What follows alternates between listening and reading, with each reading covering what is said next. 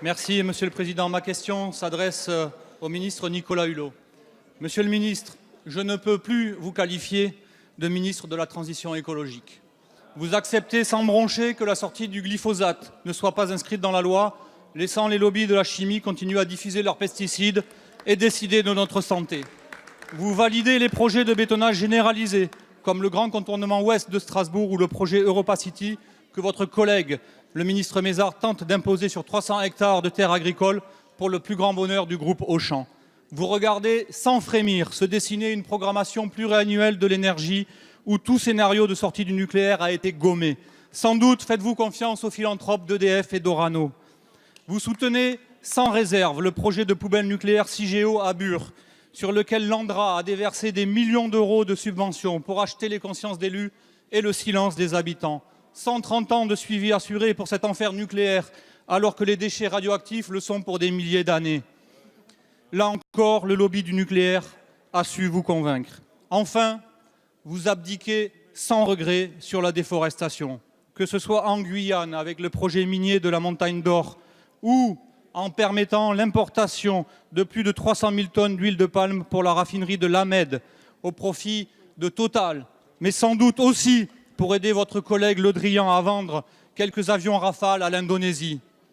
Par votre décision, les grands singes et toute la biodiversité des forêts primaires sont condamnés à la disparition. Et au passage, vous validez une hérésie, que nos terres agricoles servent à faire rouler des voitures plutôt que nourrir les gens. Alors ma question est simple et bienveillante, Monsieur le ministre. Prendrez-vous ombrage si à l'avenir je pose ces questions de transition écologique et d'environnement directement à Bayer, Vinci, Auchan, Orano, Dassault Aviation ou encore Total, qui sont les vrais décisionnaires? Je vous remercie. Merci, monsieur le député. La parole est à monsieur Nicolas Hulot, ministre d'État, ministre de la Transition écologique et solidaire. Monsieur le député Prudhomme, je peux me soumettre à beaucoup d'exercices, mais vous répondre sur autant de caricatures en 2 minutes, je préfère qu'on le fasse dans un autre format. Et croyez-moi, l'autosatisfaction dans le domaine de l'écologie, ce n'est pas mon genre. Parfois même, quand je nous regarde, je me désole, mais quand je me compare, je me console. Parce que souvent, au niveau européen, la France est leader sur beaucoup de sujets. Je prends un simple exemple sur le glyphosate. Vous avez oublié l'essentiel. Sans l'intervention de la France, sans ma propre intervention, l'Europe repartait pour 10 ou 15 ans de réutilisation sans autre préconisation. Ne l'oubliez pas.